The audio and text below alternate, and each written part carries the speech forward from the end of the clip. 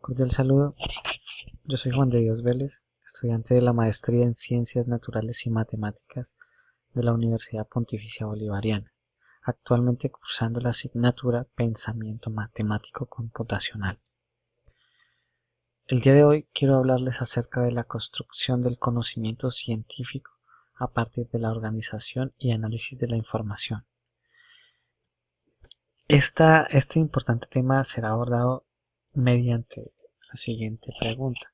¿De qué manera la organización y análisis lógico de la información sobre una situación, utilizando diferentes formas de representación de la misma, favorece la construcción del conocimiento científico?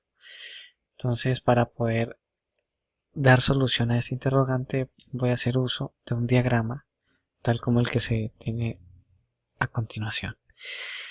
En él se pueden apreciar cuatro factores importantes que son el pensamiento, el lenguaje, la comunicación y la conducta humana. En este caso, el pensamiento y el lenguaje están en función de las habilidades básicas del pensamiento. He representado el conocimiento científico de esta forma, y esto simboliza la realidad, los fenómenos físicos que ya han sido modelados matemáticamente para poder entender el comportamiento de los mismos. Bueno, pero ¿cómo podríamos explicar esta naturaleza, esta cantidad de comportamientos que se ven allí? Lo que pasa es que, de acuerdo al trabajo de Carolina Valero, podemos considerar como habilidad básica inicial la observación. A partir de allí se generan los tres procesos propiamente mentales del pensamiento, que son clasificación, comparación y relación. Cuando se es capaz de establecer estos tres procesos, entonces el individuo ya puede hacer uso del lenguaje. ¿Mediante qué? Volvemos otra vez aquí a esta situación y nos damos cuenta que este modelado matemático está conformado precisamente por ecuaciones, gráficas, sistemas que indican un comportamiento de una situación en particular. Y bien, cuando ya se ha hecho uso de las habilidades básicas del pensamiento, ya el individuo es capaz de comunicar ese conocimiento, ¿sí? Cuando ya hay una comunicación, entonces se produce un impacto en la conducta humana. Todo esto funciona como un ciclo en donde el objetivo principal es llegar al conocimiento científico, llegar a entender la naturaleza. Como les he explicado, estos factores influyen de manera significativa para alcanzar el conocimiento científico, así que voy a hacer uso de un nuevo diagrama para explicar cada uno de ellos. Bien, habilidades básicas del pensamiento. Carolina Valero en su trabajo señala que la realidad inmediata o la naturaleza o cualquier situación cotidiana en la que estemos siendo participantes se manifiesta mediante objetos, situaciones, lugares, sensaciones, decisiones que requieren de una interpretación que se hace mediante las habilidades básicas del pensamiento, cuyos procesos son observación, relación, comparación, clasificación y descripción. Pero una vez que se da este sistema, esta serie de pasos o de canales, no se garantiza que exista una habilidad analítica del pensamiento, puesto que es necesario que este proceso anterior esté en constante refinamiento o perfección. Entonces nos devolvemos nuevamente aquí y bueno, y aquí podemos ver el ciclo de metacognición. Cuando esto se cumple finalmente, se puede estar pensando en una habilidad analítica del pensamiento, que ya es una manera importante de asimilar y comprender los conocimientos. Muy bien, ahora vamos a hablar un poco acerca de unos conceptos muy importantes como son el lenguaje, la comunicación, el conocimiento y la conducta humana, a partir de la definición que han dado algunos autores importantes mencionados en el trabajo de Iván Ríos.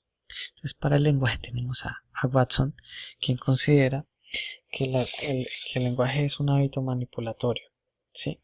Entonces Ríos critica esta definición, puesto que la principal función del lenguaje es establecer significados en el contexto de los receptores y el emisor, o sea que cada elemento posee un significado de acuerdo a la vivencia de cada persona, a la experiencia. Chomsky ya hace un fuerte análisis, pero en la estructura del lenguaje. O sea, él se centra más que todo en definir el lenguaje como un conjunto infinito o finito de oraciones que se componen a su vez de un conjunto finito de elementos. Él no considera como tal las funciones y el vínculo que hay entre el emisor y el receptor. Luria ya habla del lenguaje como un sistema de códigos que nos sirven para indicar y entender las acciones y las cualidades entre los elementos y las relaciones presentes entre los mismos. Bronckart hace uso del significado del lenguaje como una facultad que justifica la comunicación. Pavl y Beck se refieren a esta como un sistema de comunicación biológico, ¿sí? En donde su finalidad es la transmisión de información significativa mediante signos lingüísticos, y Sapir se refiere al lenguaje como un método exclusivamente humano de comunicar ideas, emociones y deseos mediante símbolos. Eso es, a grosso modo, la definición de estos expertos en cuanto al lenguaje. Ahora veamos qué ocurre en el conocimiento. Resulta que es indispensable saber qué es el conocimiento y cómo aprendemos ese conocimiento. Para tal fin, esta gráfica nos muestra dos opciones, y la primera es utilizar la epistemología para definir el conocimiento. Entonces, en ese caso, se puede estudiar la definición del conocimiento a partir de esta epistemología que estudia básicamente el origen, la naturaleza y la estructura del conocimiento. Y también a partir de las teorías filosóficas, que básicamente nos hablan de que el conocimiento, la primera se llama a priori y nos indica que el conocimiento es irrefutable y ya está, ya no se puede cambiar. Contrario a lo que dice la segunda, que se llama a posteriori, que estos conocimientos derivan de los sentidos, que pueden ser cambiados, pueden ser refutados y así. Hay otra teoría que nos habla de la existencia de ese conocimiento, pero es difícil saber qué es y cómo entenderlo, es difícil. Hay otro espacio para poder comprender esta definición, pero es en términos del procedimiento, o sea que básicamente tiene en cuenta la forma en que se sabe hacer algo o llevar a cabo una serie de pasos para resolver un problema. Y bueno, he querido coger estos tres enfoques para poder explicar cómo se aprende ese conocimiento. Entonces, la premisa fundamental de este enfoque es el estímulo-respuesta. El constructivismo de Vygotsky básicamente señala la importancia de el redescubrimiento y el hacer posible este conocimiento a partir de experiencias propias. Y el aprendizaje de Gestalt básicamente lo que indica es que este enfoque es holístico, o sea que percibe a los objetos y en especial a los seres vivos como totalidades. Y su principal premisa está en función de que el todo es más que la suma de las partes. Muy bien. En cuanto a la comunicación, he querido relacionarla con la teoría sociocultural del conocimiento de Vygotsky, puesto que esta teoría relaciona de manera importante lo que es la palabra y el pensamiento. Entonces, básicamente, esta teoría señala que la comunicación se puede entender como el significado de cada palabra. Es un concepto, o sea que cada palabra que se pronuncia trae de manera implícita una idea, algo que el receptor va a entender. Pero, ¿qué pasa entre palabra y pensamiento? Entonces, aquí hace énfasis Vygotsky en señalar que palabra y pensamiento no es un hecho inmediato, sino que es un proceso mental. Muy bien. Vemos la jerarquía del conocimiento. Entonces, en la base tenemos el ruido, que son aquellos datos que no me interesan, que ocultan los verdaderos datos importantes. Y bueno, tenemos los datos, que es aquella información la cual nos interesa, la cual necesitamos. Tenemos la información, que son los datos procesados y naturalmente son de nuestro interés. El conocimiento se refiere entonces a la información especializada que nos sirve, en la cual hemos trabajado, y el metaconocimiento se refiere al último nivel, digamos ya el conocimiento como tal en su plenitud. Ahora miremos estos niveles del conocimiento a partir de la taxonomía de Bloom. Este señor señala que si se conoce un saber, si se comprende, si se aplica, si se analiza, si se sintetiza, entonces es posible dar juicios acerca de él. Y bueno, todos los conocimientos deben tener estos niveles, o sea, pasar por estos niveles, ser comprendidos, conocidos, comprendidos, aplicados, analizados, sintetizados y evaluados. Esa es la taxonomía de Bloom. Ahora miremos que hay un nivel de conocimiento en la lingüística matemática. Entonces aquí nos dice acerca de lo fonético, que se refiere a los elementos atómicos que forman un universo.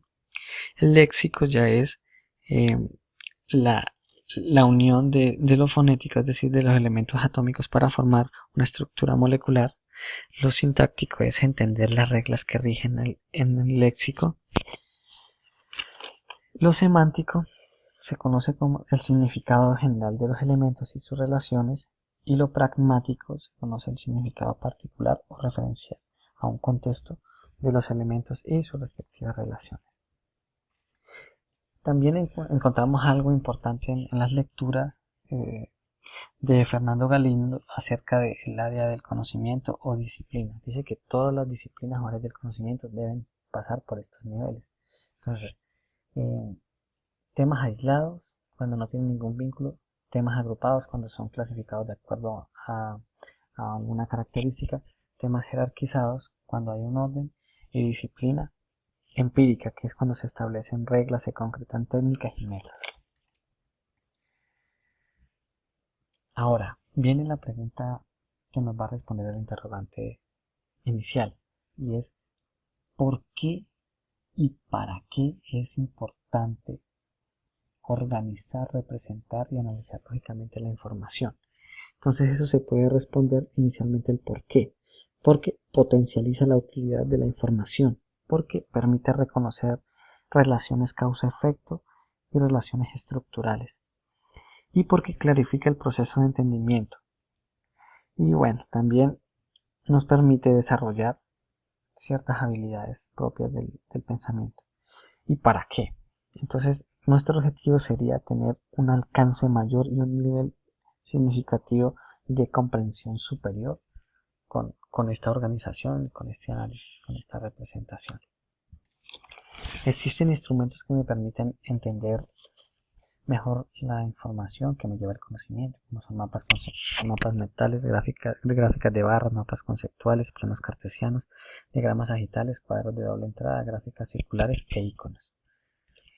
Entonces yo me voy a centrar en el mapa mental, que es un diagrama usado para presentar palabras, ideas, tareas.